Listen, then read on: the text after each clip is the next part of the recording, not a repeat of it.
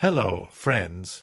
If you're curious about the movie Beetlejuice, 1988, you're in the perfect place. Don't forget to give this video a quick like, it really helps us out. And if you're new here, hit subscribe to stay updated on all the latest movie deep dives. Let's jump right in. Some movies entertain, some movies haunt, and then there are movies like Beetlejuice, a wild, unpredictable ride into the afterlife, where ghosts have personalities, the living are the real problem, and rules of the supernatural are as twisted as they are hilarious. Directed by the visionary Tim Burton, Beetlejuice is a film that doesn't just show you the afterlife. It drags you into its bizarre, eccentric world, where the dead and the living collide in the most unexpected ways. From the moment the opening credits roll, accompanied by Danny Elfman's eerie yet playful score, you know this is not going to be your typical ghost story. The film takes the traditional haunted house premise and flips it inside out, giving us a tale where it's not the living who are scared of ghosts, but the ghosts who are terrified of the living. At the center of this supernatural chaos are Adam and Barbara Maitland, a charming small-town couple who love their peaceful, picturesque home. But fate has a dark sense of humor, and after a tragic car accident, the Maitlands find themselves stuck in limbo, doomed to haunt their own house, struggling to navigate the confusing bureaucratic nightmare of the afterlife. Their quiet home is soon invaded by the Deets family, a group of eccentric, city-loving outsiders who bring with them an unbearable level of chaos and modern art. Charles Deets, a businessman looking for a fresh start, his wife Delia, an avant-garde artist with an obsession for bizarre sculptures, and their teenage daughter Lydia, a gothic soul who sees the world in a way no one else does, arrive with big plans. And that's where the fun begins. The Maitlands, horrified at the idea of having to share their beloved home with the Deetses, do what any self-respecting ghosts would do. They try to scare them away. But there's just one problem. They're terrible at being ghosts. No matter how hard they try, the Deetses remain completely unfazed by their attempts at haunting. Their sheets with eye-holes routine is met with bored indifference, their ghostly wails fall flat, and even their best supernatural tricks seem to do nothing but amuse the family's darkly curious daughter, Lydia.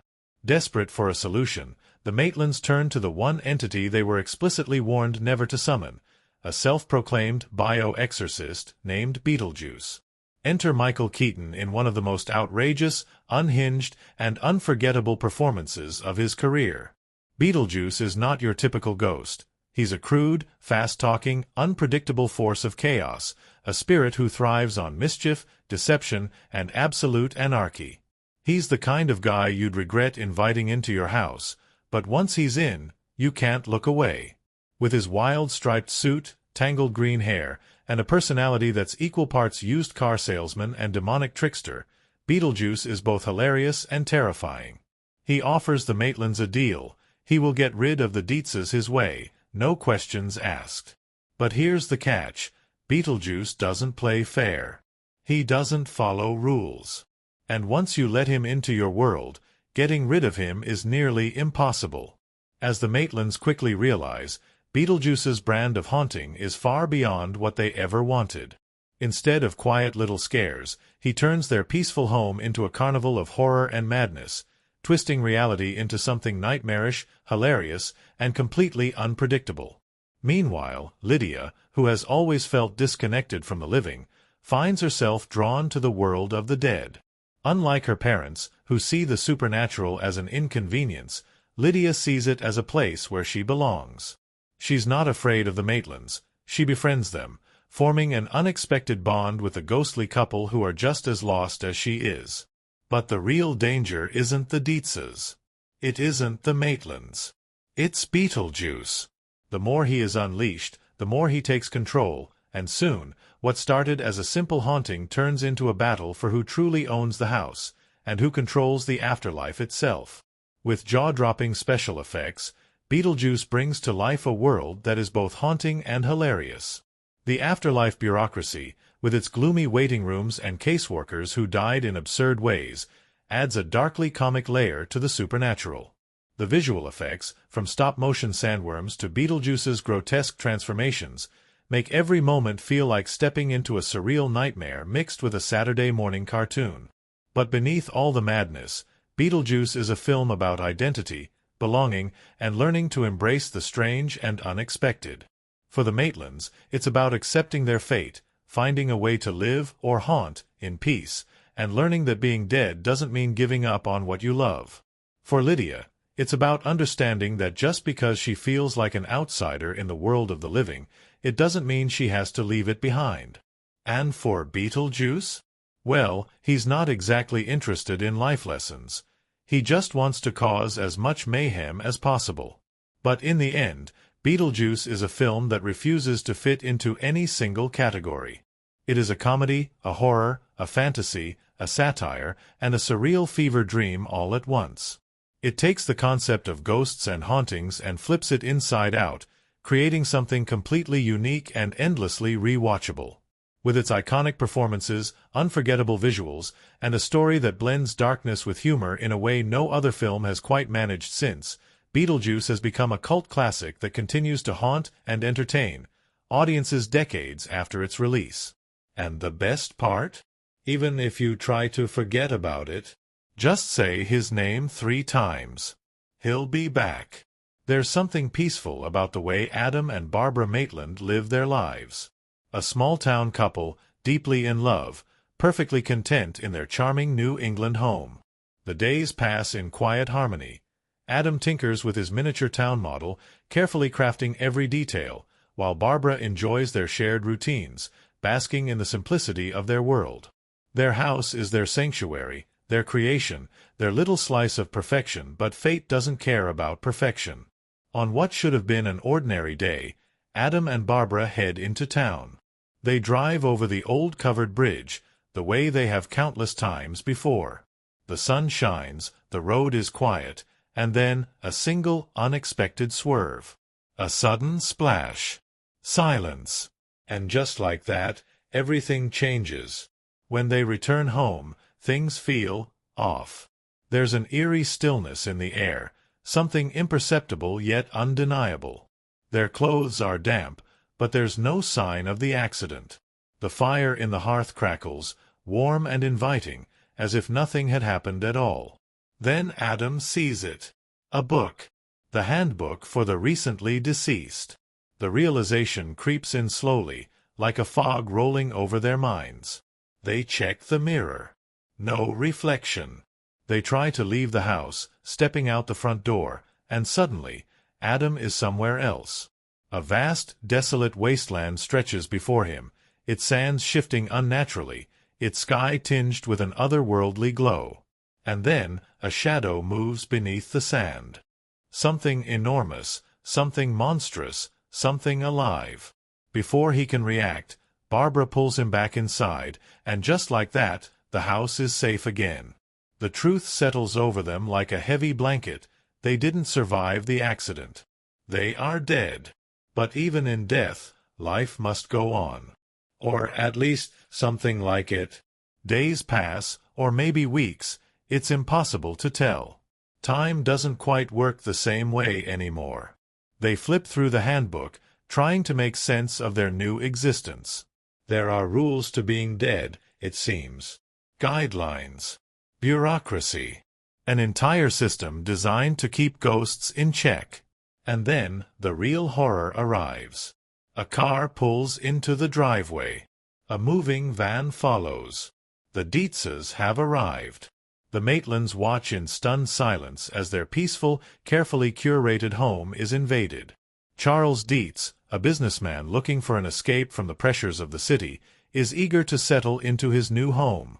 Delia Deets, his avant-garde high-maintenance wife, takes one look at the quaint country decor and declares war. This house is a museum, not a home. We're going to make it livable. Which, in Delia's mind, means gutting the place and transforming it into an abstract, modern monstrosity. The Maitlands panic. This is their home, their afterlife, and now it's being torn apart by a family who doesn't belong there. But they're ghosts now. What can they do? That's when they decide. If the Deetses won't leave on their own, then they will have to scare them away. The problem? Adam and Barbara are terrible at haunting. They try all the classic tricks, floating through the halls, rattling chains, moaning in the night. Nothing works. Charles is too preoccupied with his business plans. Delia is too obsessed with her own artistic visions, and their teenage daughter, Lydia, well, she's fascinated. Unlike her parents, Lydia can see the Maitlands. She doesn't scream. She doesn't run.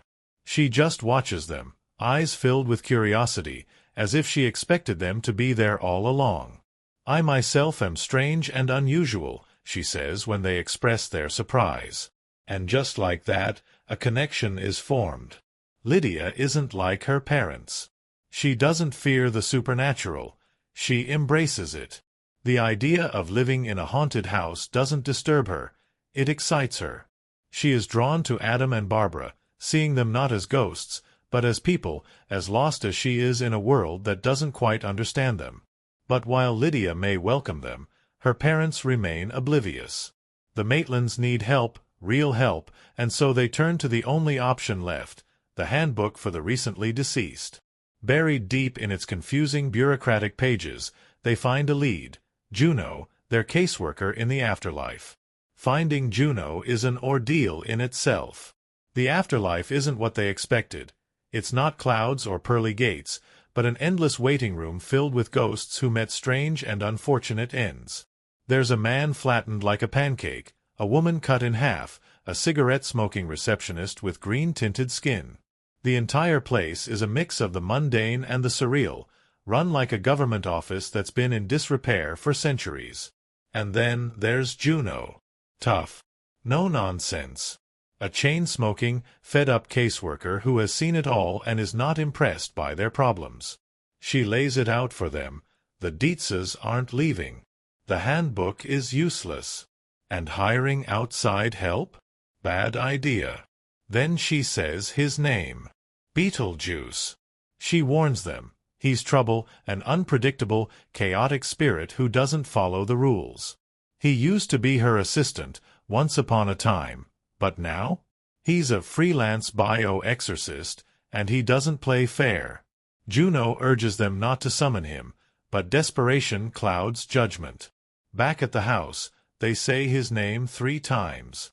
And suddenly, everything changes. The world distorts. The air crackles with energy. A grave appears, not in a cemetery, but in the middle of their miniature model town. The dirt shifts, trembles, and then a hand bursts through the ground. And out crawls Beetlejuice. Not a dignified, ghostly figure. Not some refined, mysterious entity. No, he is wild, unhinged, fast-talking, dressed in a black and white striped suit that looks like it was stolen from an insane circus ringmaster. He doesn't just introduce himself, he performs. His words spill out faster than anyone can process, a whirlwind of crudeness, jokes, and barely contained chaos. He promises them the world. He tells them he can get rid of the Deetses in no time. He is the answer to their problem, the shortcut to their happy afterlife. But Adam and Barbara hesitate. There's something wrong about him. Something dangerous. And so, before they make a decision, they leave. They walk away from the deal. But Beetlejuice? He doesn't take rejection well. And just because they didn't hire him, doesn't mean he's not going to have his fun. The house feels different now. Darker, more unpredictable. The air is charged with something unseen, something waiting just beneath the surface. Adam and Barbara try to walk away from Beetlejuice, but the problem with chaos is that once you let it in, even for a moment, it never truly leaves. They return home, hoping to come up with another way to deal with the Deetses, but there's an unsettling feeling that lingers. A creeping awareness that Beetlejuice isn't finished with them yet. And then it begins. The first sign comes in the form of a whisper, a shifting shadow, something neither here nor there. Then suddenly, reality bends. The quiet home they once knew twists into something surreal and distorted, a funhouse of nightmares. The walls seem to stretch, the floors ripple underfoot, and somewhere in the distance, a deep, wheezing laugh fills the space. Beetlejuice is here. Not because they called him back. Because he wants to play. And he starts with Lydia. Unlike her parents, who remain blind to the supernatural forces swirling around them, Lydia has always seen the world differently. She doesn't just notice ghosts, she understands them. She has spent more time talking to Adam and Barbara than she has to her own family. But Beetlejuice? He's something entirely different. He appears to her first as a trickster, flashing that crooked grin, speaking in riddles and fast-talking nonsense. He tells her he can help her, that he knows what it's like to feel like an outsider in the world of the living. He dangles temptation in front of her. The idea that she could exist somewhere else, where she belongs, where she's not invisible. But Lydia isn't like Adam and Barbara. She's not naive. She knows better than to trust a devil in a striped suit. And yet, something about him is mesmerizing, impossible to ignore. He's chaos, but he's honest chaos, in a way the living never are. Meanwhile, the Maitlands are running out of time. The Deetses are starting to see the potential in their haunted house. What was once a horror to be exorcised has now become an opportunity. Charles, ever the businessman, sees profit in it, a tourist attraction, a spectacle. Delia, always chasing the next artistic trend, wants to turn the house into an avant-garde ghost experience. And then there's Otho. Otho, the Deets' eccentric interior designer with a suspiciously deep knowledge of the supernatural, has a plan. He claims he knows how to summon spirits, how to bring Adam and Barbara into the physical world in a way that will make their haunting even more real. But what he doesn't realize is that he's playing with forces beyond his control. That's when the seance happens. At first, it's a show, a performance to prove his power, to impress the high society guests who have come to witness the unveiling of the haunted house. He begins the ritual, speaking words he doesn't fully understand, pulling Adam and Barbara into the physical realm. And then, something goes horribly wrong. Instead of simply making the ghosts visible, he starts exorcising them. Adam and Barbara begin to fade, their bodies thinning, their skin turning to dust. They are not just being pulled into the living world. They are being erased. Lydia watches in horror. These are her friends. Her family in a way the Deetses never were.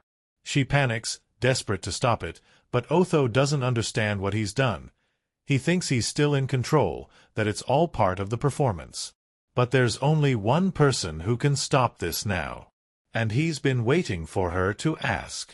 Lydia turns to Beetlejuice. He grins, knowing he's already won. She needs him now. He offers her a deal. Say his name 3 times, and he'll save them. But there's a catch. He wants something in return. A bride. Beetlejuice wants out. He wants to be part of the world again, to exist beyond the limitations of the afterlife, to walk freely among the living. And for that, he needs a connection, a living bride to anchor him to the mortal world. Lydia hesitates. Every instinct tells her not to trust him. But Adam and Barbara are fading fast, their forms almost gone, and there's no other way. So she says his name. 3 times. And then, all hell breaks loose. Beetlejuice erupts into action, twisting reality in ways that defy logic. The entire house transforms into his personal playground, a grotesque carnival of nightmares. Otho is sent screaming into the night, the guests flee in terror, and the Deetses realize they have lost control of everything. But Beetlejuice isn't done. He saves Adam and Barbara, just as he promised. But now, he's here to collect on the deal. The wedding begins. Lydia, now trapped in a twisted red wedding dress, is dragged to the altar. The ceremony is a bizarre, darkly comedic spectacle, complete with a monstrous officiant, ghostly witnesses, and Beetlejuice in full wedding regalia, grinning like the devil he is. The Maitlands try to intervene, but Beetlejuice is too powerful now. He snaps his fingers, trapping them in absurd, cartoonish predicaments. Adam with a zipper over his mouth, Barbara launched into the afterlife's desert wasteland. But just when it seems like Lydia will be forced into an eternity bound to the ghostly trickster, Barbara returns. And she's not alone. She rides in on a massive sandworm, the same kind that lurks in the afterlife's wastelands. It rears up, its monstrous form towering over the scene. And then, it devours Beetlejuice whole. Silence. Then, everything begins to return to normal. Beetlejuice is gone. The house settles. The chaos fades. The Matlands are safe. And the Deetses? They've learned their lesson. The dust settles, and what remains is a new kind of family. One that isn't bound by life and death, but by understanding. The Deetses stay in the house, but they respect the ghosts that call it home. Lydia, once lost between two worlds, now finds balance. She belongs in the world of the living, but she never forgets the friends she has in the afterlife. And somewhere, deep in the afterlife's waiting room, Beetlejuice sits, plotting his next move. Because chaos, like him? It never stays buried for long. A story is only as strong as the characters who live within it, and Beetlejuice is a film that thrives on its unforgettable cast of personalities. Each character is a puzzle piece in a world where the rules of life and death collide, where humor and horror blend seamlessly, and where the absurd is just another part of reality. These characters are not simply moving through the plot, they are shaping it, warping it, turning it into something entirely unique. They are the heart of the film, and understanding them is the key to understanding why Beetlejuice has remained a beloved classic for decades. Adam and Barbara Matland are the first faces we meet, the quiet souls who anchor the film in something almost normal. They are good, kind, and ordinary people who love their home, their routines, and the little life they've built together. They are the kind of people who wave to their neighbors, who find joy in the smallest things, who never dreamed of adventure beyond the borders of their small town. But fate has other plans. When they die unexpectedly, they are not prepared for the chaos that follows. They are not warriors or schemers or larger-than-life figures. They are simply a couple trying to navigate the afterlife, just as confused as anyone else would be if they suddenly found themselves caught between worlds. Their strength does not come from power or intelligence or ambition. It comes from their deep love for each other, their refusal to let go of the life they cherished, and their eventual willingness to fight for what they hold dear. They may not be natural-born ghosts, but they learn their journey is one of quiet resilience. They are the ones who should be haunting, but instead, they find themselves haunted by the living. They are not sinister or vengeful, but they are desperate, clinging to their home as the world changes around them. They begin the film afraid, uncertain, powerless. But as their story unfolds, they grow into something else. They discover that fear is something that can be overcome, that control is something they can reclaim, that even in death, they are not without purpose. They are, in many ways, the film's emotional core, a reminder that sometimes the most human thing you can do is hold on to the things that matter. And then there's Lydia Deets. She is the living soul in a house full of ghosts, a teenager who sees the world in shadows and poetry, who dresses in black but is far from cold. Lydia is an outsider, someone who does not fit into the glossy, artificial world her parents want to shape around her. She is not afraid of the dead because she already feels separate from the living.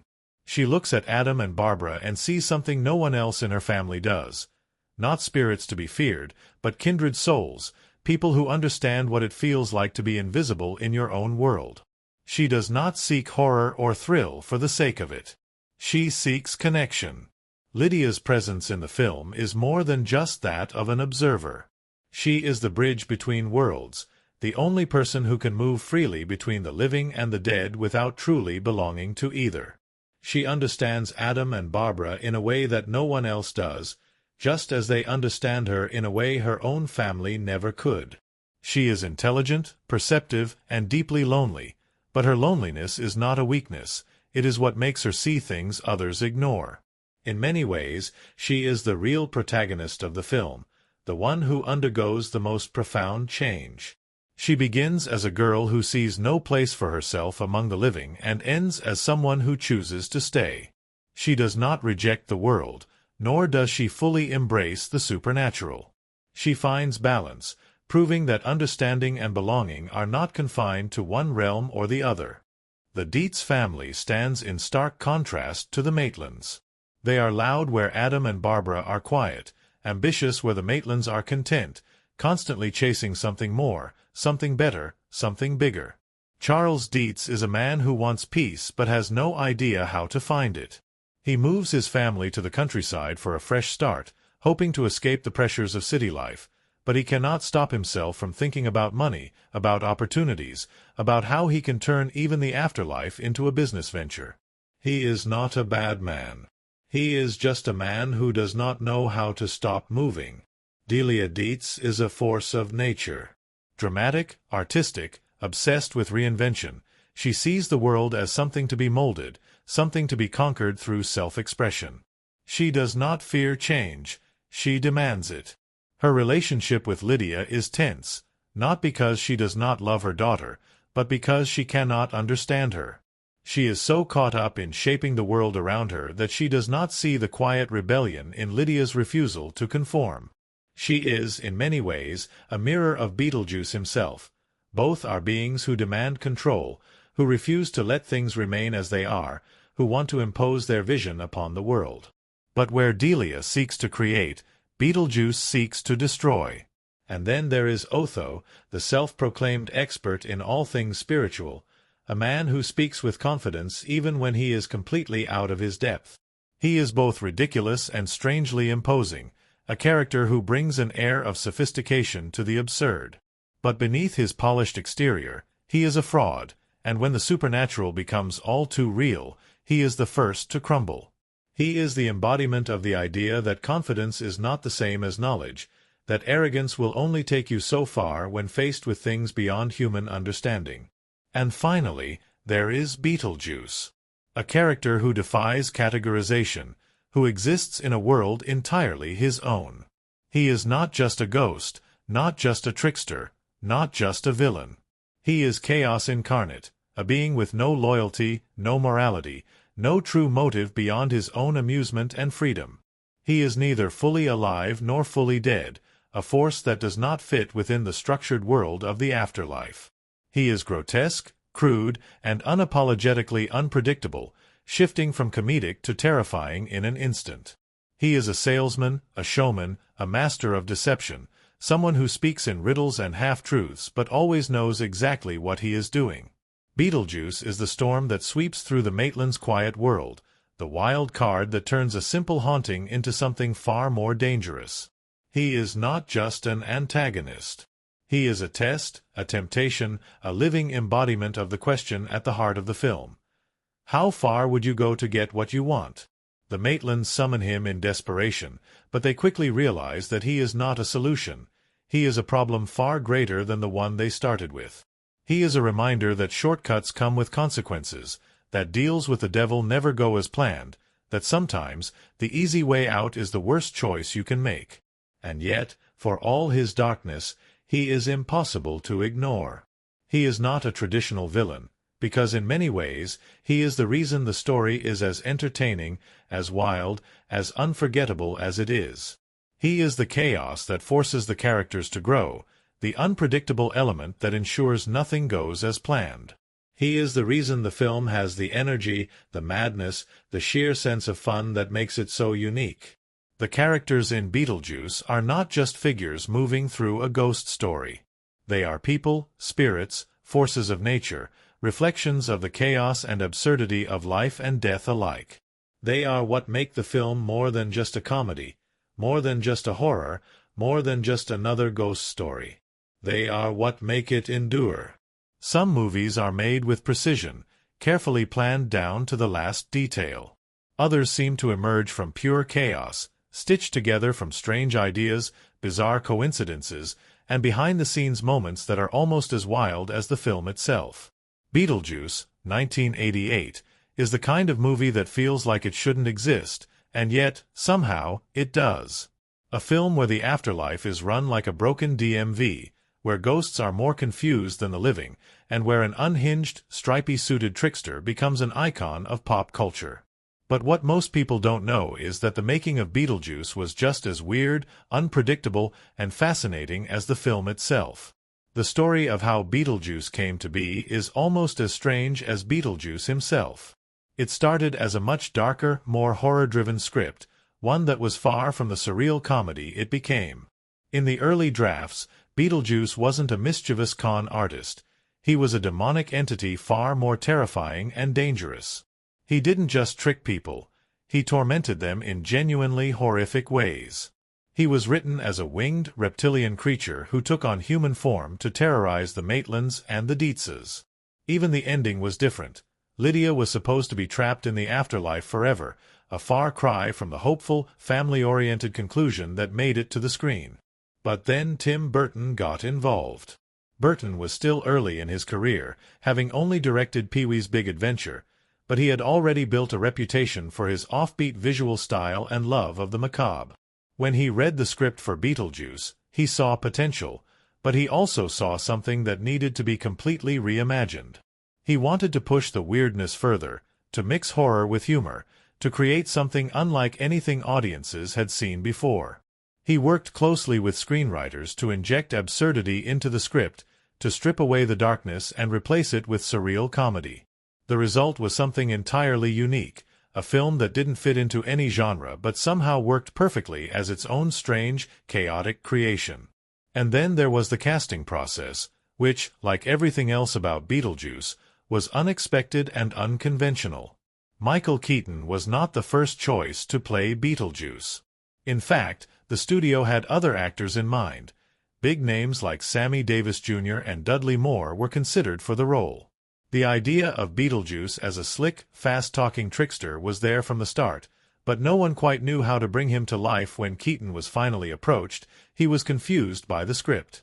He had no idea how to play the character, what his motivations were, or even what kind of movie this was supposed to be. But Tim Burton convinced him to take a chance, and Keaton did what no one else could. He created Beetlejuice from the ground up. Keaton spent days building the character's voice, his mannerisms, his erratic movements. He designed the chaotic, disjointed way Beetlejuice speaks, the bizarre way he interacts with people, the unpredictable energy that makes him feel both hilarious and unsettling at the same time. He improvised nearly 90% of his dialogue, turning the character into something that even the writers hadn't imagined. But his transformation didn't stop there. When it came time to film, Keaton took things even further. He insisted on going all in on the physical transformation, spending hours in the makeup chair to create Beetlejuice's decayed, moldy face, wild hair, and rotting teeth. The moment he put on the striped suit, something clicked. He wasn't just playing Beetlejuice, he was Beetlejuice. And he wasn't the only one who took things to another level. Catherine O'Hara, who played the eccentric and unpredictable Delia Deets, had no intention of taking the role. She was hesitant, unsure if the project was right for her. But then fate intervened. Tim Burton introduced her to Bo Welch, the film's production designer.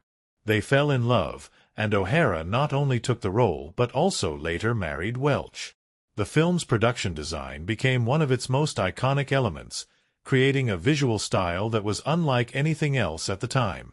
The afterlife was designed to feel like a twisted, bureaucratic nightmare, full of paperwork, waiting rooms, and ghosts who had died in tragically absurd ways.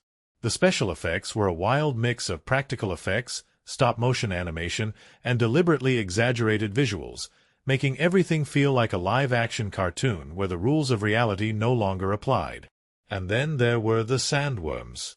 The enormous stop-motion sandworms of the afterlife's barren wastelands became one of the film's most memorable visuals, but they almost didn't make it into the movie.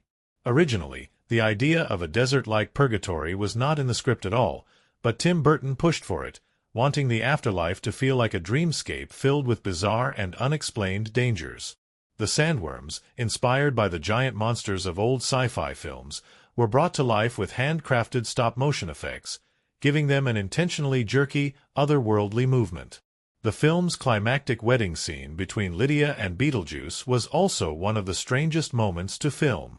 Winona Ryder, just 16 at the time, found it bizarrely hilarious and deeply uncomfortable all at once. Keaton, fully in character, took every opportunity to push the scene into maximum absurdity, throwing in unscripted lines and exaggerated movements that left the cast struggling to keep straight faces. Even the ending of the film was almost completely different. Studio executives wanted a more traditional Hollywood finale, something grander and more structured. There was even talk of Beetlejuice escaping into the real world, setting up a potential sequel. But Burton resisted, pushing for an ending that felt true to the film's strange, unpredictable energy. And then there was the question of what happened after the film was released. No one expected Beetlejuice to become a massive hit. The studio was unsure if audiences would even understand it. It was too weird, too unpredictable, too hard to categorize. But then, something unexpected happened. The film exploded. Audiences loved it. Critics praised its originality, its humor, its sheer absurdity. Michael Keaton's Beetlejuice became one of the most iconic characters in film history, and suddenly, everyone wanted more. A sequel was planned, Beetlejuice Goes Hawaiian, an absurd idea that Burton and Keaton both considered, but ultimately never pursued. It became one of Hollywood's most famous unmade sequels, a film that exists only in rumors and abandoned scripts. And yet, Beetlejuice never really went away. It became a pop culture phenomenon, inspiring everything from a Saturday morning cartoon series to a hit Broadway musical. Decades later, fans still dress up as Beetlejuice for Halloween, still quote his lines, still revisit the film as if it were a portal to a world that exists just beyond the veil. There are movies that follow rules, and then there are movies like Beetlejuice, movies that break every rule, that defy expectations, that embrace the weirdness of storytelling in ways few films ever dare. The making of the film was just as unpredictable as the film itself, a chaotic symphony of odd decisions, improvisations, and sheer creative madness. And maybe that's exactly why it worked. Because sometimes, the best stories aren't the ones that follow a plan. They're the ones that twist and turn, that break the mold, that take on a life of their own. And Beetlejuice? He was never the kind of guy to follow rules anyway. Some movies make their mark with sweeping drama, others with thrilling action. Beetlejuice, 1988, left its mark by breaking all the rules, turning what could have been a conventional ghost story into something wild, irreverent, and impossible to predict. It is a film that feels like a puzzle box, one where every strange, exaggerated event, every surreal twist, every character decision comes together in a chaotic, unexpected, and strangely profound way. It is a comedy, but it plays with existential horror. It is a horror film, but it is unapologetically funny. It is a family film, but it is also filled with dark, twisted humor that feels like it should not belong in a PG-rated world. And yet, somehow, it works. At its core, Beetlejuice is a film that does not just ask questions about the afterlife. It pokes fun at it, dismantles it, and turns it into a bureaucratic mess that mirrors the absurdities of real life. This subversion of expectations is one of the film's most critical strengths. It forces audiences to reconsider their own ideas about death, the supernatural, and what it means to truly move on. One of the most fascinating aspects of the film is its portrayal of ghosts as ordinary people, confused and powerless in the world they are supposed to haunt. This is established early with Adam and Barbara Matland, the protagonists who die suddenly and are thrown into the afterlife with no instructions, no guidance, and no real understanding of what they are supposed to do. In most ghost stories, the dead are ominous, vengeful, or tragic figures with unfinished business.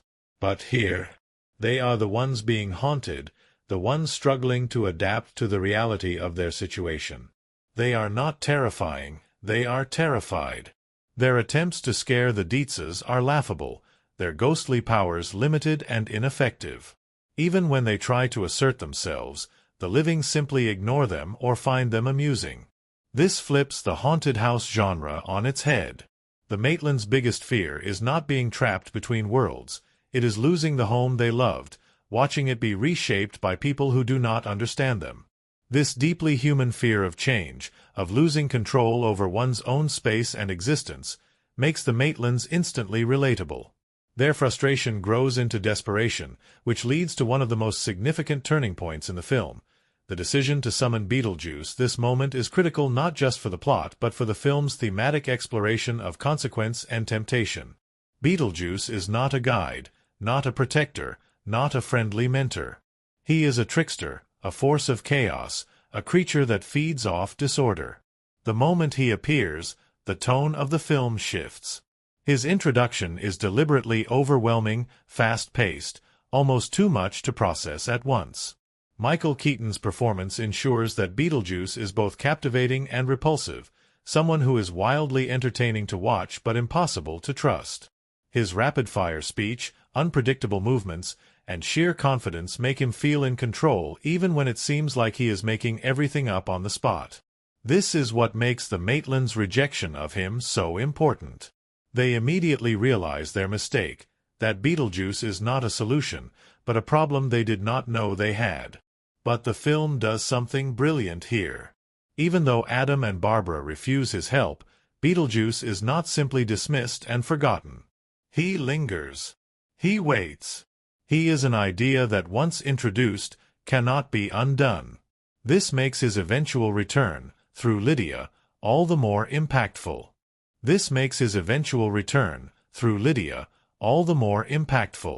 Lydia Deets's arc is perhaps the most fascinating and emotionally resonant part of the film.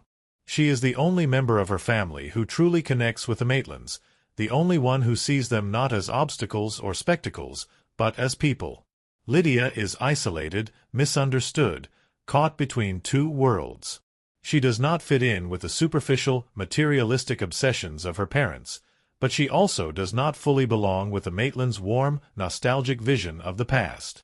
She longs for something different, something beyond the mundane world she lives in.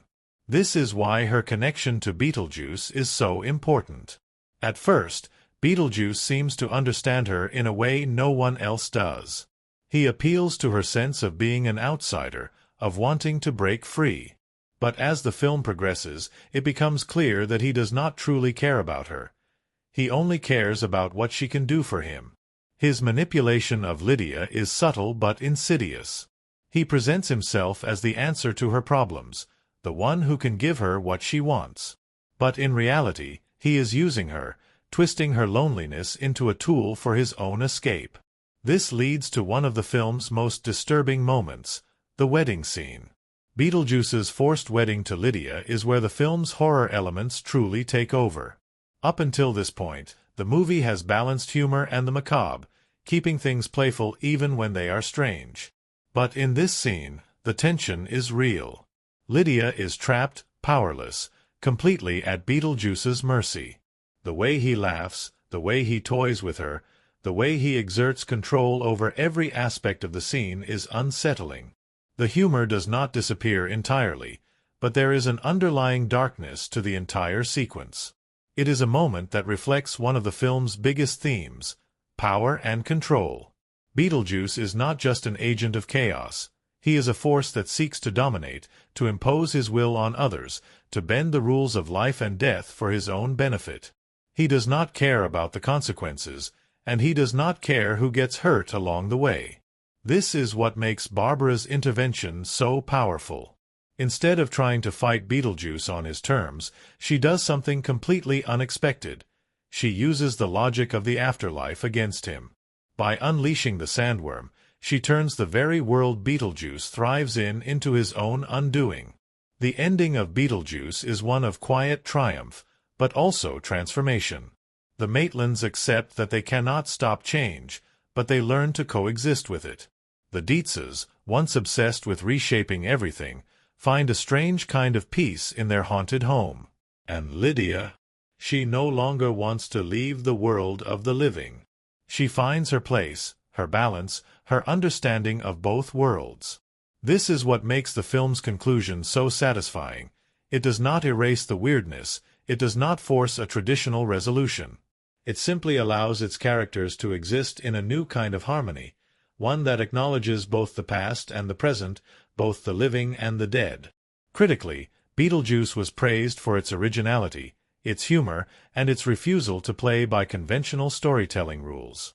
It took risks, blending fantasy, horror, and comedy in a way no other film had before. And yet, some critics struggled to define it. Was it a comedy? A satire? A horror film? A family movie? It was all of those things and none of them at the same time. This is what has kept Beetlejuice relevant for decades. It is a film that refuses to be pinned down, a story that embraces its own chaotic spirit and never apologizes for it. And maybe that is the real genius of it. Because in a world that so often tries to define and categorize everything, Beetlejuice reminds us that sometimes the best things exist in the spaces between. Some films are made with precision, every detail mapped out in advance, every shot meticulously planned. Others seem to come together through a mix of chaos, instinct, and creative madness. Beetlejuice, 1988, falls into the second category. A film that shouldn't have worked, but somehow did, a project filled with unexpected choices, last-minute changes, and a filmmaking process that was just as unpredictable as the ghostly trickster at the heart of the story. Tim Burton was not yet a household name when he was approached to direct Beetlejuice. He had only one major film under his belt, Pee-wee's Big Adventure, but even that was enough to prove that his vision was unlike anyone else's in Hollywood. The studio knew they had something strange on their hands. They just needed the right director to bring that strangeness to life. But Beetlejuice was not the film that audiences know today. The original script was much darker, much more disturbing, and far from the surreal dark comedy it became. The early drafts depicted Beetlejuice as a monstrous, demonic figure, a shape-shifting entity with wings, reptilian features, and a truly sinister personality. Instead of being a trickster with a twisted sense of humor, he was genuinely terrifying, preying on the Matlands in far more malevolent ways. The Deetses, too, were much crueler, and Lydia was written as a much younger child, making her relationship with Beetlejuice all the more unsettling. But then Tim Burton got involved. Burton saw potential in the story, but he knew it needed to be transformed into something entirely different. He didn't want a straight-up horror film. He wanted something that felt like a fever dream, something that mixed the macabre with absurdity, something that turned the afterlife into a bureaucratic mess where the dead were just as lost as the living, so the script was rewritten. The horror elements were toned down. Beetlejuice was reshaped into a fast-talking, unpredictable force of chaos, rather than a genuine nightmare. The Deetses became funnier, their personalities exaggerated. Lydia was aged up, making her dynamic with the ghosts, and with Beetlejuice himself, more layered and less unsettling. With the new script in place, the next challenge was finding the right Beetlejuice. Michael Keaton was not the first choice. In fact, the studio had completely different ideas for the character. They considered Sammy Davis Jr., a smooth-talking, old-school entertainer, as well as Dudley Moore, a British comedian known for his quick wit. The idea was to make Beetlejuice charming in a sleazy showbiz way, rather than completely deranged. But Burton had something else in mind. When he approached Keaton, the actor was confused by the script. He couldn't figure out who Beetlejuice was, what his motivations were, how to even begin playing him. He asked Burton, "Who is this guy?" And Burton responded, "I don't know. Let's figure it out." Keaton took that as a challenge. He built the character from the ground up, creating Beetlejuice's voice, his erratic movements, his chaotic energy. He brought in elements from vaudeville, rock and roll, and carnival barkers, blending them into a performance that felt completely out of control, yet somehow perfect for the world Burton was building. And once he put on the suit, the transformation was complete. Beetlejuice's black and white striped suit became one of the most iconic costumes in movie history, but it was almost completely different. Early costume designs had him dressed in bright, loud colors, but Keaton pushed for something more visually striking. The final look, with its clashing patterns and almost hypnotic presence, made Beetlejuice feel like he belonged to no time period, no world, like he was something that shouldn't exist, yet somehow did. While Keaton was shaping Beetlejuice, another key piece of the film was coming together: the visual effects. In an era before CGI could do everything, Beetlejuice relied heavily on practical effects, stop-motion animation, and old-school trickery. Burton loved the look of 1950s B-movies, and he wanted Beetlejuice to have that same handmade, surreal feel. One of the best examples is the sandworms, the massive creatures lurking in the afterlife's barren desert. These were created using stop-motion animation, carefully animated frame by frame to give them an unreal, jerky movement that made them feel even more unnatural. The afterlife itself was designed to feel like a mix between a waiting room and a twisted government office, a place where the dead had paperwork, caseworkers, and an endless amount of red tape to navigate before moving on. Juno, the Maitland's chain-smoking caseworker, was inspired by old Hollywood talent agents. Tough, no nonsense, always too busy to care about anyone's problems.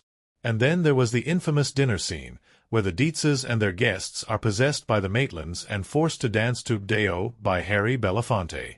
The scene was originally going to be completely different. The song choice was meant to be a more traditional horror movie score, something eerie and unsettling. But then Burton decided to make it unexpected, to use a joyful, upbeat song that clashed with the supernatural events happening on screen. The cast had no idea how to approach the scene at first.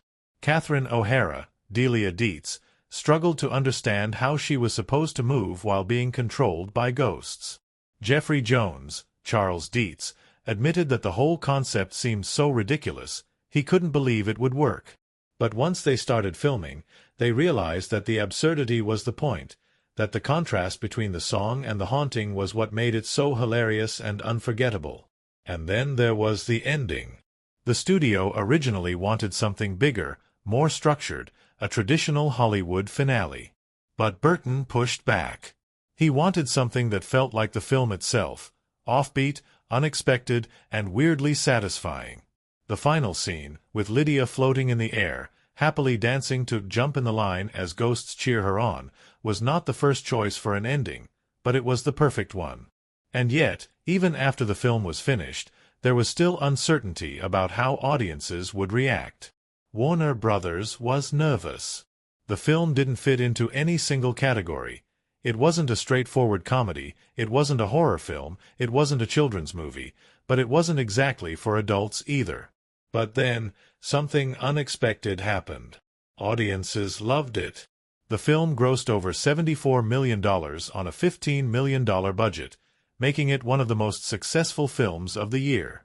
It won an Academy Award for Best Makeup, launched Michael Keaton into stardom, and cemented Tim Burton as a director with a vision unlike anyone else in Hollywood. It also became one of the most beloved cult films of all time, inspiring a Saturday morning cartoon series, a Broadway musical, and endless rumors of a sequel that still circulate to this day. Beetlejuice was never supposed to be a massive blockbuster. It was never supposed to be a classic. But sometimes the strangest ideas, the most chaotic productions, the films that refuse to follow the rules, end up being the ones that last the longest. And Beetlejuice? He was never the kind of guy to follow the rules anyway. Some films create a world that feels so natural, so immersive, that it becomes impossible to separate the story from the setting. Beetlejuice, 1988, does something even more extraordinary. It creates a world that feels both unreal and strangely familiar, a place where the absurd meets the mundane, where the afterlife is a bureaucratic mess and reality itself bends at the whims of chaos. The setting of Beetlejuice is not just a backdrop, it is a character in itself, shaping the mood, the tone, and the very essence of the film's storytelling. At the heart of it all is the Maitland's house, a quiet, picturesque home in a small town that feels like it belongs in a painting or a storybook. The house, in its original form, is warm, filled with personal touches, a perfect reflection of Adam and Barbara Maitland. Every piece of furniture, every carefully placed decoration, is a sign of their love for their home. This is not just a place they live, it is a part of them, a place that defines who they are. But death changes everything. The moment the Deets family arrives, the house begins to transform. It is no longer a home. It becomes a battleground between the past and the future, between the quiet, nostalgic warmth of the Maitlands and the bold, avant-garde vision of Delia Deets. Delia does not see the house as something to be preserved. she sees it as a blank canvas waiting to be reimagined. Her version of home is harsh, cold, filled with bizarre sculptures and sharp angles. She strips away the warmth, replacing it with modernism that feels alien, sterile, and suffocating. This contrast between the old and the new, the organic and the artificial, the personal and the impersonal is one of the film's strongest visual storytelling tools. The Maitland's version of the house is soft, full of life, a place that feels lived in. The Deets' version is a statement, something to be admired from a distance rather than lived in. This transformation does more than just highlight the differences between the living and the dead. It heightens the film's central conflict, making it tangible, visible in every frame. The house is not just a setting. It is the embodiment of the struggle between what was and what is, between those who belong and those who impose themselves on a world that was never meant for them. But the house is just the beginning. Perhaps the most striking setting in the film is the afterlife itself, a place that defies every expectation of what the supernatural should look like. In most ghost stories, the afterlife is depicted as heavenly, hellish, or mysterious, a place of divine judgment, eternal suffering, or unknowable wonder. But in Beetlejuice, the afterlife is an absurd, bureaucratic nightmare, filled with paperwork, caseworkers, and an endless waiting room of ghosts who seem just as lost and confused as the newly dead Maitlands. This is one of the film's most brilliant subversions of the haunted house genre. Rather than making the dead powerful, it makes them powerless, trapped in a system they do not understand, forced to navigate rules that make no sense. The presence of Juno, their chain-smoking caseworker, only reinforces this idea. She is not a guide full of wisdom and clarity. She is an overworked, irritated office worker dealing with ghosts who have no idea what they are doing. The afterlife's design is a perfect blend of humor and horror, something that feels both cartoonish and unsettling at the same time. The walls are a sickly green, the lighting is dim but unnatural, and every corridor seems to lead somewhere you do not want to go. The ghosts that inhabit this world are grotesque but oddly comical, each one bearing the physical signs of how they died. A magician's assistant cut in half, a flattened man who looks like he was steamrolled, a receptionist with slit wrists who casually smokes through her exposed neck. Everything about this setting tells us one thing: death is not an escape. It is just another system to deal with. Then there is Beetlejuice's world, a realm that is even more chaotic and surreal than the afterlife's bureaucratic offices. Beetlejuice exists outside the system, beyond the rules, and his domain reflects that. The first time Adam and Barbara encounter him, it is inside their miniature model town, a setting that already feels artificial and unreal. This is not an accident. His entire existence is built on the idea of manipulating reality, bending it to his own chaotic will. Inside his domain, nothing makes sense. The ground is unstable, the sky shifts unnaturally, and the entire space feels like a demented circus where time and space collapse in on themselves. Even Beetlejuice himself does not move in a normal way. He jumps, twists, contorts, disappearing and reappearing in ways that defy logic. This use of setting reinforces one of the film's most important themes: power and control. The Maitlands are bound by rules, struggling to navigate a world where they have no control. The Deetses impose their will onto the house, reshaping it into something unnatural. But Beetlejuice? He controls everything in his own space. He is the only one who bends reality itself to his liking, warping the rules of both the living and the dead. Then there is the desert beyond the house, a place that exists between the worlds of the living and the dead, populated by the monstrous sandworms that lurk beneath the surface. This setting is crucial because it serves as a barrier, a place that separates the Maitlands from true freedom. They cannot leave the house without stepping into this nightmare realm, and yet the sandworms themselves serve as a force of balance in the chaos. It is no coincidence that in the end, Barbara uses the very thing that kept them trapped, the sandworm, to defeat Beetlejuice, proving that even in a world where nothing makes sense, there is always something more powerful than chaos itself. Beyond the settings, the film's cinematography and visual choices play an essential role in crafting its eerie, offbeat tone. The lighting in Beetlejuice is never fully natural. It shifts between warm and inviting in the Maitland's version of the house to cold and clinical under the Deets' redesign. The afterlife, meanwhile, is bathed in sickly greens and harsh fluorescent lights, making it feel like an abandoned office space that has existed for centuries. Tim Burton's signature use of high-contrast visuals and exaggerated angles is in full force, creating a world where everything feels slightly off, even in the most ordinary moments.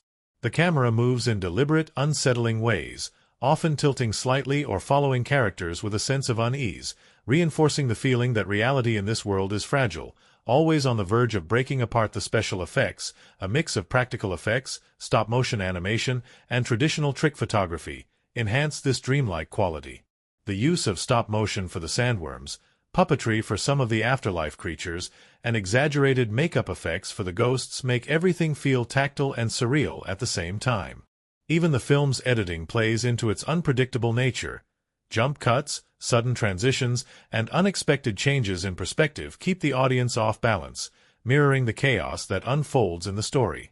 Everything about Beetlejuice, from the settings to the cinematography, from the colors to the special effects, works together to create a world that feels like a nightmare, a comedy, and a fantasy all at once. It is a place where the living and the dead collide, where order and chaos are constantly at war, where reality bends but never fully breaks. And in the end, that is what makes the film so unforgettable. It is not just about ghosts. It is about the spaces between worlds, the battle between what is and what was, the question of who truly belongs and who never did. It is a world that defies explanation, refuses to be defined. And just like Beetlejuice himself, it never really leaves you. Some films come together with a sense of order, with every shot and every scene planned to perfection. Beetlejuice, 1988, was not one of those films. It was a movie born from chaos, shaped by unpredictable performances, creative risks, and a set where absurdity reigned supreme. The production of Beetlejuice was just as strange, unpredictable, and wildly entertaining as the movie itself. From the moment Tim Burton took the director's chair, the film was destined to be something different. This was only his second major film, following Pee-wee's Big Adventure, but he was already developing his signature visual style and taste for the weird and macabre. Beetlejuice was his chance to push those instincts even further, to blend the surreal with the comedic in ways that had never been done before. But to make Beetlejuice work, he needed a cast that could keep up with the madness, actors who could throw themselves into a world where the afterlife is a bureaucratic nightmare, ghosts are bad at haunting, and the most dangerous entity of all is a fast-talking trickster with no regard for rules. Michael Keaton, the man who would become the face of chaos itself, was not an obvious choice for the role of Beetlejuice. In fact, he wasn't even on the studio's shortlist. The studio had considered Sammy Davis Jr., Dudley Moore, and even Christopher Lloyd for the part, but none of them quite fit the vision that Burton had in mind. When Keaton was finally approached, he didn't get it. He read the script and couldn't figure out who Beetlejuice was, what he was supposed to be, or even what kind of movie this was supposed to be. Burton sat him down and explained that Beetlejuice wasn't just a ghost. He was a force of nature, an entity that didn't play by any known rules, someone who could be funny one second and terrifying the next. Keaton took that idea and ran with it. He built Beetlejuice's character from scratch, coming up with the voice, the erratic body movements, the over-the-top gestures. He pieced together inspiration from old vaudeville performers, rock stars, and carnival barkers, turning Beetlejuice into something completely unhinged, yet impossible to ignore. And then there was the look. The messy green hair, the rotting teeth, the mold-covered skin, all of it was Keaton's idea. He wanted Beetlejuice to look like he had been living in the filthiest places imaginable, like he had been crawling through graves, lurking in abandoned buildings, and never once considering basic hygiene. The moment he stepped onto set in full costume, something changed. Keaton disappeared. Beetlejuice arrived. The cast and crew were stunned. Keaton didn't just play Beetlejuice, he became him. And from that moment on, every scene he was in was completely unpredictable. Keaton was given free rein to improvise, and nearly 90% of his dialogue was made up on the spot. The fast-talking delivery, the bizarre asides, the sudden shifts in tone. All of it was Keaton making it up as he went along, reacting to the moment, pushing the film further into its own surreal, offbeat world. His energy was unstoppable, and sometimes too much for the other actors to handle. Alec Baldwin and Geena Davis, who played the Matlands, struggled to keep up with Keaton's rapid-fire improvisation, often breaking character because they couldn't stop laughing at his performance. Even Burton was caught off guard by how far Keaton pushed the character, but he knew instantly that he had made the right casting choice. While Keaton was running wild, the rest of the cast was creating their own brand of weirdness. Winona Ryder, just 15 at the time, was still adjusting to Hollywood when she took on the role of Lydia Deets. Unlike her character, she was not a gothic outcast in real life. In fact, before Beetlejuice, she had been more of a preppy, all-American teenager. It wasn't until this film that she fully embraced the dark, alternative aesthetic that would later define her early career. Catherine O'Hara, who played the eccentric and self-absorbed Delia Deets, almost didn't take the role at all. She had doubts about the film's bizarre tone, but Burton convinced her, and in the process, she met production designer Bo Welch, whom she later married. So, in a way, Beetlejuice gave her both a film career highlight and a love story. Then there was Jeffrey Jones as Charles Deets, the well-meaning but oblivious businessman, and Glenn Shaddix as Otho, the pompous interior designer with a suspiciously deep knowledge of the supernatural. Their improvised banter and exaggerated performances helped elevate even the simplest scenes into something unforgettable. One of the film's most unexpectedly challenging scenes was the now-famous dinner party possession scene, where the Deetses and their guests are forced to dance to Deo by Harry Belafonte. This sequence was originally supposed to feature a completely different song, something more traditionally eerie, but Burton decided that a joyful, upbeat song would make the scene funnier and more unexpected. The actors, however, had no idea how to approach it. O'Hara, Jones, and the rest of the cast struggled to make the scene work, unsure how they were supposed to move while acting as though they were possessed by ghosts. It took multiple takes, lots of trial and error, and some brilliant choreography to get the timing just right. But in the end, it became one of the most iconic scenes in the film, a moment that perfectly captures Beetlejuice's unique mix of horror and comedy. Then there were the technical challenges. The film's visual effects were groundbreaking for their time, but they were also wildly ambitious, given the budget constraints. Rather than relying on expensive CGI, which was still in its infancy in the late 1980s, Burton and his team used a mix of stop-motion animation, puppetry, and traditional trick photography to bring the afterlife to life. The sandworms, for example, were entirely stop-motion, carefully animated frame by frame to give them their jerky, unnatural movement. The afterlife waiting room, filled with ghosts who had died in ridiculous ways, was a combination of practical effects and clever makeup, with each ghost telling a story simply through their appearance and body language.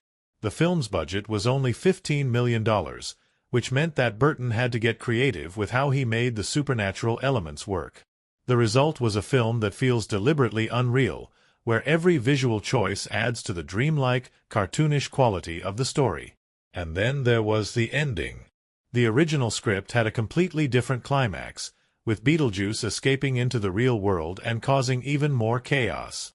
There were also early drafts where Lydia was trapped in the afterlife, making for a much darker resolution.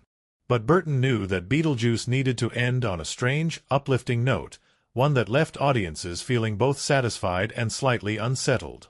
So instead, we got the hilarious, oddly heartwarming finale, where Lydia floats in the air, happily dancing to Jump in the Line while Beetlejuice, trapped in the afterlife waiting room, schemes his next move. It was the perfect ending for a film that never took itself too seriously, never played by the rules, and never stopped surprising audiences. And even decades later, Beetlejuice remains one of the most beloved cult classics of all time, a film where the chaos behind the scenes was just as magical as what ended up on screen. Because sometimes, the best stories aren't the ones that go according to plan. They're the ones that take on a life of their own. Some films tell their stories through action, others through dialogue.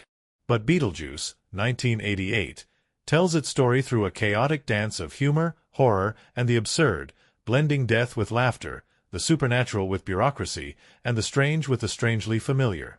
On the surface, Beetlejuice is a story about a haunted house, about ghosts trying to reclaim their home from the living. But underneath the comedy, the wild performances, and the surreal visuals, it is a film filled with deeper themes, about identity, fear of change, the rules of life and death, and the consequences of unchecked chaos.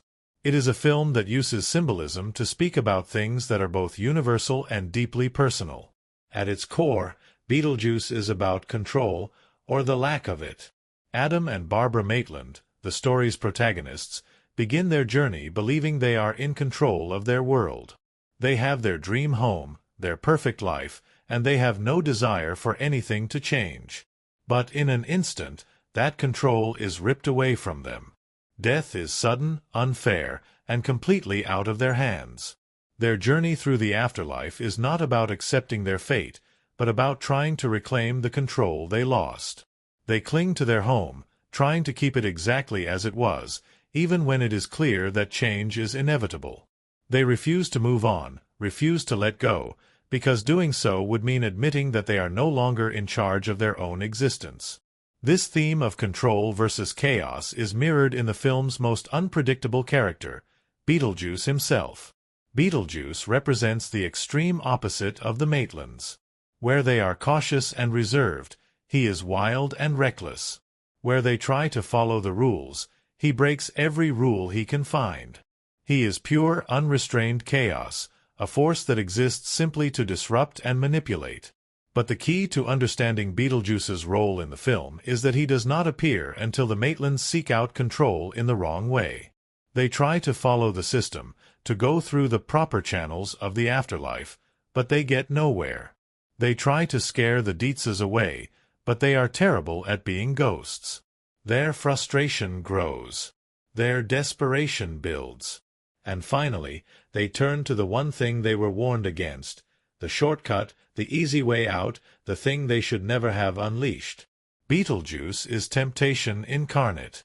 He offers them a solution that seems too good to be true, because it is. He preys on their fear, their frustration, their need for control, and he gives them exactly what they ask for, but on his terms.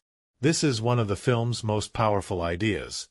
Sometimes, the more you try to control something, the more it spins out of control. The Maitlands wanted their home back.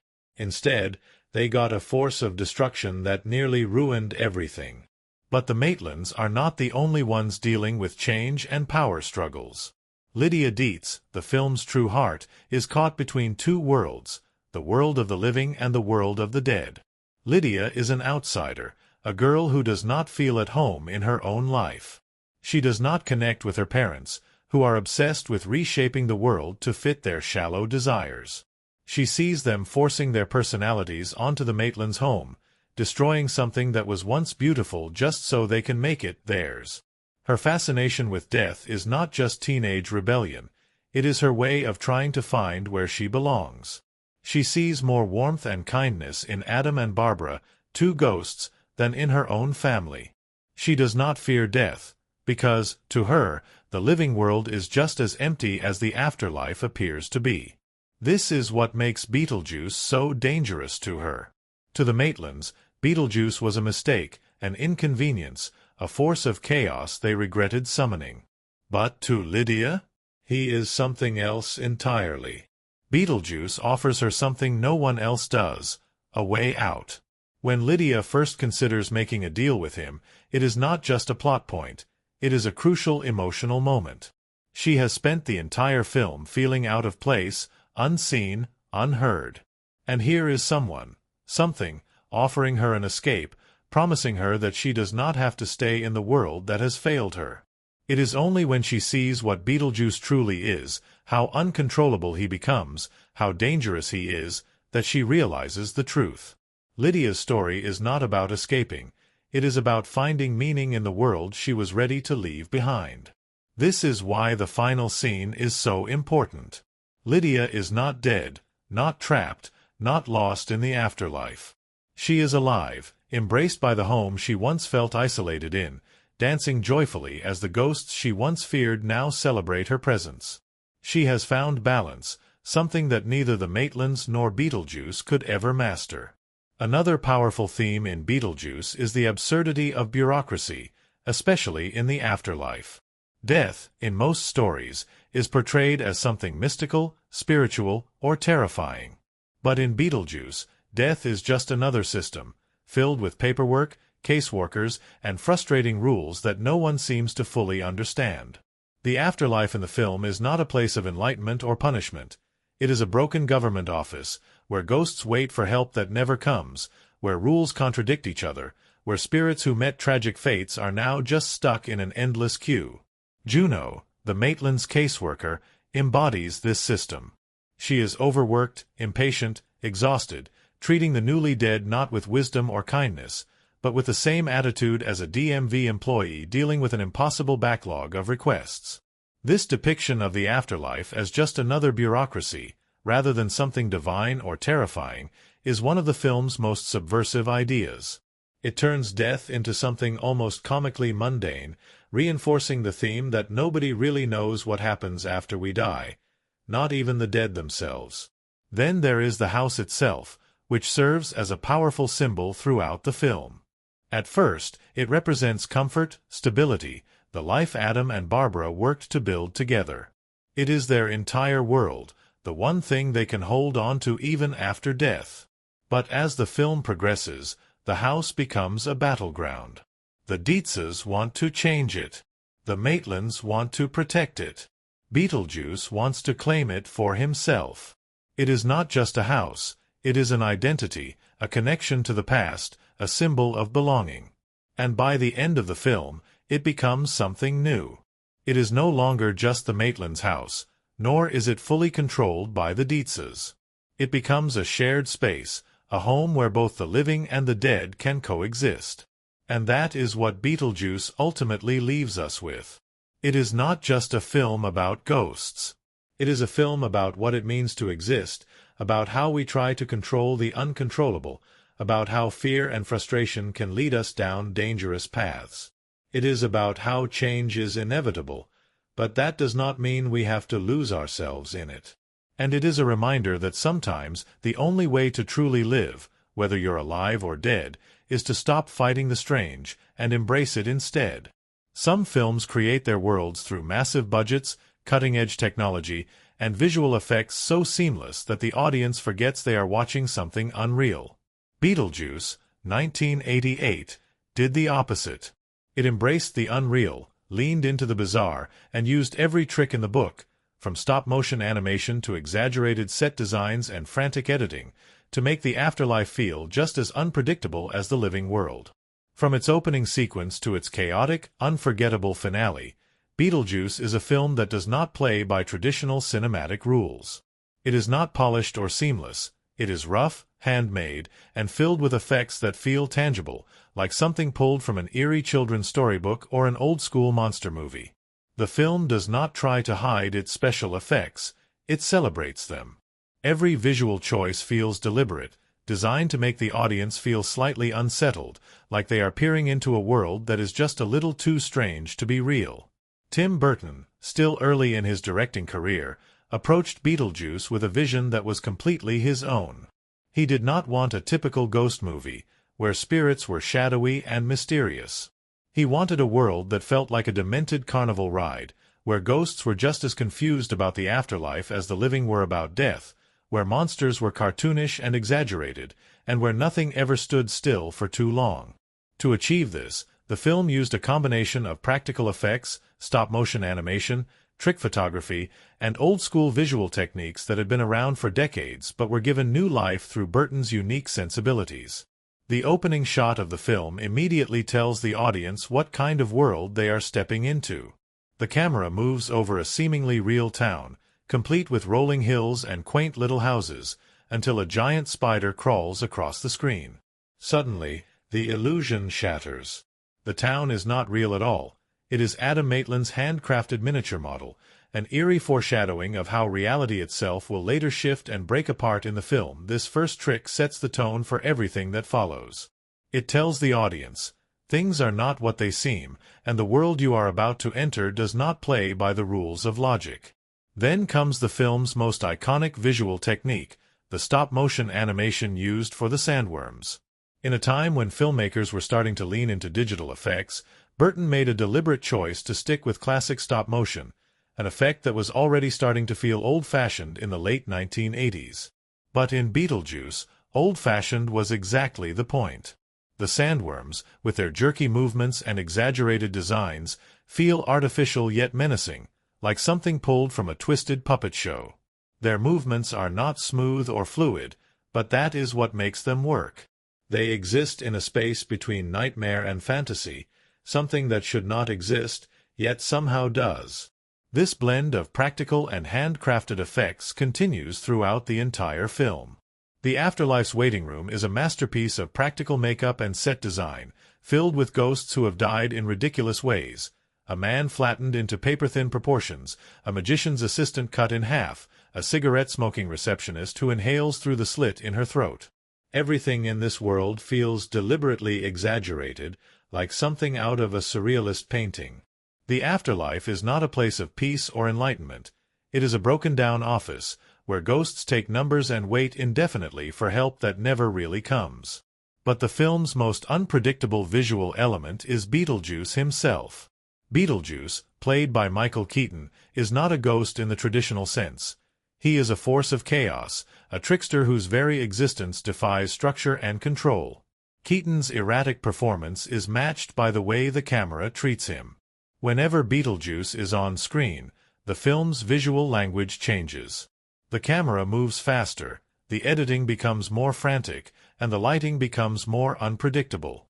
His movements are jerky, unnatural, sometimes sped up, sometimes slowed down, giving the impression that he exists outside the normal flow of time. Even his costume and makeup reflect this chaotic energy. His striped suit, a choice that would become one of the most recognizable costumes in film history, makes him impossible to ignore. His hair looks like he just crawled out of a grave, and his decayed skin, covered in patches of mold and dirt, makes him feel both hilarious and unsettling at the same time. Then there is the film's editing, which plays a crucial role in shaping its erratic, offbeat tone. Instead of smooth, polished transitions, Beetlejuice relies on sharp cuts, sudden visual shifts, and unexpected moments of visual absurdity. One of the best examples of this is when the Matlands first step outside their house after realizing they are dead. Instead of a normal outdoor setting, they are instantly transported into a barren, alien-like wasteland, where the sky is an unnatural orange and massive sandworms lurk beneath the surface. There is no build-up, no explanation, just an instant, disorienting shift in reality. This kind of sudden reality-warping edit happens repeatedly throughout the film, reinforcing the idea that the world of Beetlejuice does not follow any logical structure. The film's sound design and music also play a crucial role in shaping its atmosphere. Danny Elfman's whimsical yet eerie score gives Beetlejuice a feeling of playful menace, something that is never fully scary but always carries an undercurrent of the supernatural. The use of Belafonte's calypso music is another bold, unexpected choice that adds to the film's surreal tone. Instead of using traditional horror music, the film throws in joyful, upbeat songs in moments of supernatural chaos, such as the infamous dinner possession scene, where the Deetses are forced to dance against their will. This contrast between spooky imagery and lively, unexpected music creates an off-kilter energy that makes the film's humor feel even sharper. But beyond the technical brilliance and stylistic creativity, Beetlejuice also became a massive box office success, despite being a movie that no one quite knew how to categorize. When Beetlejuice was first pitched to studios, executives were unsure if audiences would understand it. It was not a straightforward comedy, nor was it a traditional horror film. It was too weird for mainstream audiences, but too funny for hardcore horror fans. Yet, against all odds, the film became a hit. With a budget of $15 million, it went on to gross over $74 million at the box office, making it one of the highest-grossing films of the year. Critics praised its originality, humor, and visual creativity, and Michael Keaton's performance as Beetlejuice became one of the most iconic roles of his career. The film's success also had lasting effects on Hollywood. It solidified Tim Burton as one of the most unique directors in the industry, leading to bigger projects like Batman, 1989, and Edward Scissorhands, 1990. It also spawned a cult following, a Saturday morning cartoon series, a Broadway musical, and decades of speculation about a potential sequel. And perhaps that is the greatest testament to Beetlejuice's filmmaking brilliance. It did not just tell a story. It created a world, one that audiences never wanted to leave. Some films are carried by their story, others by their visual spectacle.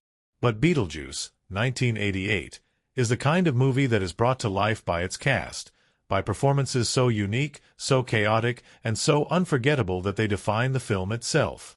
It is a movie where the actors did not just play their roles, they disappeared into them, transforming what could have been a standard haunted house comedy into a surreal, unpredictable ride through the afterlife. At the heart of it all is Michael Keaton, whose performance as Beetlejuice is so wild, so unpredictable, that it feels like he is operating in his own universe. Keaton was not the obvious choice for the role. In fact, he wasn't even on the studio's radar at first. The executives initially considered Sammy Davis Jr., imagining Beetlejuice as a smooth-talking, old-school entertainer rather than an unhinged, chaotic trickster. But Tim Burton had a different vision. When Keaton was finally offered the role, he had no idea what to do with it. The script made no sense to him. Who was Beetlejuice? What were his motivations? What kind of ghost was he supposed to be? Burton's answer? I don't know. Just make it up. And that is exactly what Keaton did. He built Beetlejuice from the ground up, creating his distinctive voice, his rapid-fire speech, his twitchy movements. He modeled parts of the character after old vaudeville performers, circus barkers, and rock stars, blending them together into a performance that was completely unrestrained, both hilarious and slightly terrifying. His transformation wasn't just in the way he spoke or moved, it was in the way he looked. Keaton worked closely with the makeup department to design Beetlejuice's appearance. The messy, electric green hair, the decayed skin covered in patches of mold, the rotting teeth, all of it was his idea. He wanted Beetlejuice to look like he had been crawling through graves for centuries, never once considering hygiene. The moment Keaton stepped onto set in full costume, the energy changed. Everyone knew instantly that he had created something special.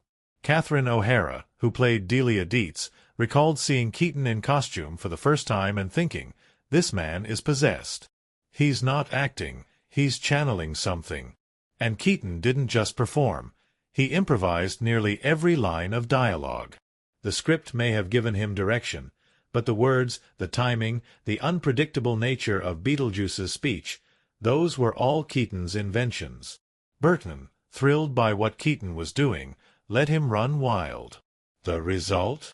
One of the most iconic off-the-wall performances in movie history, a character who barely appears for 17 minutes of screen time but completely dominates the film. But Keaton wasn't the only one bringing something special to the set. Winona Ryder, just 15 years old at the time, was cast as Lydia Deets, the gothic, poetry-loving outsider who finds herself caught between the world of the living and the dead. At the time, Ryder was still a newcomer in Hollywood, fresh off her breakout role in Lucas, 1986. She later admitted that, before Beetlejuice, she wasn't gothic, alternative, or anything like her character at all. In fact, she was just a normal high school student, struggling to fit in like any other teenager. But something about Lydia's character resonated with her. Lydia is one of the few people in the film who actually embraces the supernatural, who doesn't fear ghosts but instead sees them as kindred spirits. She is smart, perceptive, deeply lonely, and drawn to the strange and unusual. The role was originally offered to Alyssa Milano, but after Ryder's audition, Burton knew she was the perfect choice. Ryder has since said that Beetlejuice completely changed her life. It not only made her a household name, but it also introduced her to the alternative and gothic subcultures, something she embraced in later roles like Edward Scissorhands, 1990, and Heathers, 1989. Then there was Alec Baldwin and Geena Davis, playing the recently deceased, well-meaning but utterly clueless Matlands. Baldwin, who was still early in his career, later admitted that he didn't fully understand the film while making it. "I had no idea what we were doing," he said in an interview years later. "I thought the movie was going to be a huge disaster. Turns out I was wrong." Geena Davis, on the other hand, loved every second of it. She was fascinated by the bizarre story, the mix of horror and comedy, the absurdity of the afterlife as a waiting room filled with dead people who looked exactly how they died. Their performances are grounded, heartfelt, and quietly funny, making them the perfect contrast to the wild, unpredictable energy of Keaton's Beetlejuice and the eccentric chaos of the Deets family. Speaking of the Deetses, Catherine O'Hara and Jeffrey Jones were essential in bringing the film's offbeat humor to life. O'Hara, a comedic genius known for her work on SCTV and later Schitt's Creek, turned Delia Deets into one of the most hilariously self-absorbed characters in movie history. In an interview, she revealed that she almost didn't take the role, but after meeting Bo Welch, the film's production designer, she changed her mind. That decision turned out to be life-changing. Not only did she play one of her most iconic roles, but she also ended up marrying Welch after the film wrapped. Jeffrey Jones, as Charles Deets, brought a different kind of comedic energy, playing a man who just wants to relax but is constantly dragged into absurd situations. His deadpan delivery and constant confusion made him the perfect foil to O'Hara's dramatic, over-the-top energy. And then there was Glenn Shaddix as Otho, the pompous, larger-than-life interior designer with a suspiciously deep knowledge of the supernatural. Shaddix later called Beetlejuice one of the best experiences of his career, saying that the cast and crew were so loose, so willing to experiment, that every day felt like a new adventure. But what did audiences think? At the time of its release, Beetlejuice was a massive success, grossing over $74 million on a $15 million budget. Critics praised its originality, humor, and visual creativity, though some were baffled by its erratic storytelling and unpredictable tone. Roger Ebert gave it 2.5 stars, saying it was visually inventive but emotionally distant. He liked the performances but felt the film was more spectacle than substance. Other critics, however, loved its anarchic energy. Gene Siskel called it one of the most unique comedies of the decade, and the New York Times described it as a movie that feels like it was made by a rebellious cartoonist who somehow tricked Hollywood into giving him a budget. But the real impact of Beetlejuice came after its release. Over the years, the film has gained a massive cult following, inspiring a Saturday morning cartoon, a Broadway musical, and decades of pop culture references. Fans adore its twisted humor, its bizarre characters, and its refusal to fit into any single genre. Keaton's Beetlejuice remains one of the most iconic characters in film history, and writer's Lydia has become a symbol for outsiders, goths, and anyone who has ever felt like they don't quite belong in the world of the living. Decades later, people still quote it, still dress as the characters for Halloween, still return to it as a movie that defies time, rules, and logic.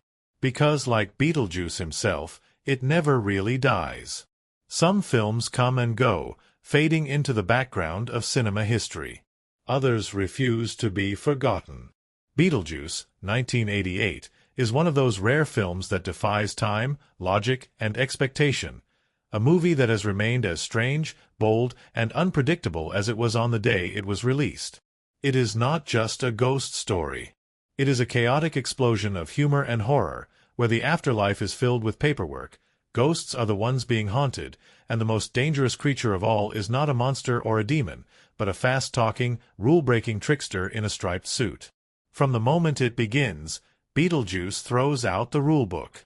It is a film that does not play by traditional storytelling structures, instead choosing to bounce between absurdity and sincerity, between horror and comedy, between the structured world of the living and the completely unpredictable chaos of the dead. Over the course of this deep dive, we have explored every layer of Beetlejuice, from its wild filmmaking techniques to its unforgettable performances, from its unexpected themes to the strange and fascinating stories behind its creation. We uncovered how the film was almost a very different movie, how the original script was far darker, filled with horror elements that were stripped away when Tim Burton came on board.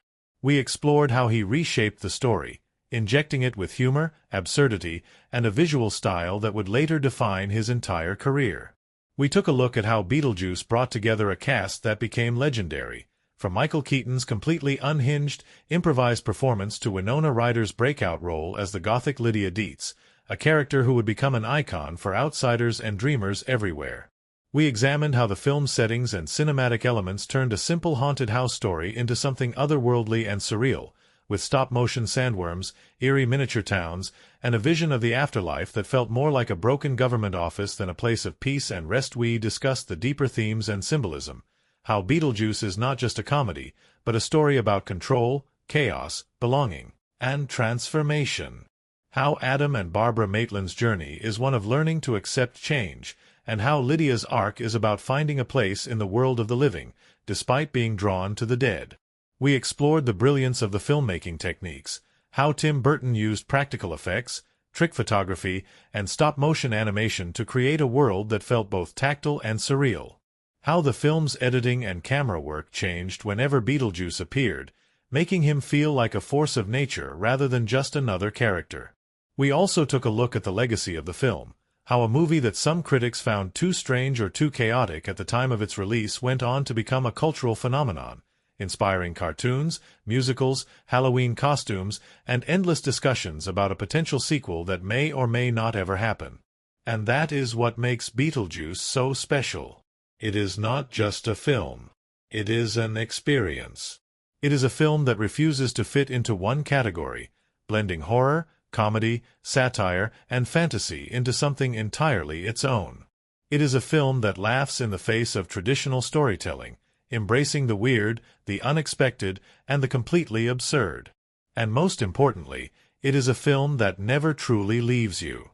Because Beetlejuice is the kind of movie that stays in your mind long after the credits roll. It is the kind of film you find yourself quoting without realizing it, the kind that feels just as fresh and entertaining decades later as it did when it first arrived in theaters. It is the kind of film that people return to, year after year, drawn back into its twisted, hilarious version of the afterlife.